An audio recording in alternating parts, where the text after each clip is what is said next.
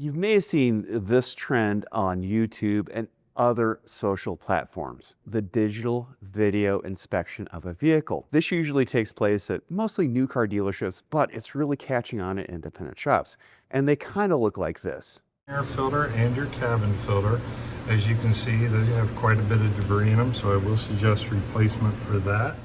The one thing these digital video inspections can do is to really help you to sell filters, both cabin and air filters. Why? Because you can document the condition of the filter, and it starts a conversation with the customers in regards to the condition of their filters and how a new filter can benefit their vehicle. But there are a couple rules with this. First, make sure you're using the filter from the vehicle. This is critical. Do not take one off a shelf to show them a dirty filter and what it looks like.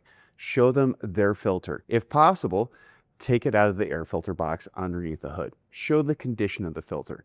Show if there's any debris inside the air box itself. In some cases, you can show a light through the filter to show the condition of the filter and any particulates that are trapped, any debris like leaves or stems. But the thing to remember too is to look at the vehicle service interval for the filter. That vehicle, if you've been servicing it constantly, you know when that filter's been replaced. And most filters on a vehicle have a set interval no matter how they look.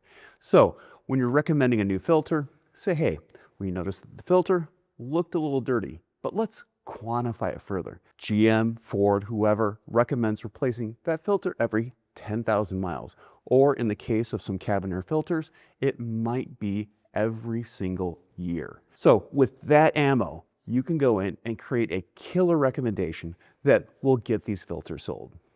I'm Andrew Markell. Thank you very much.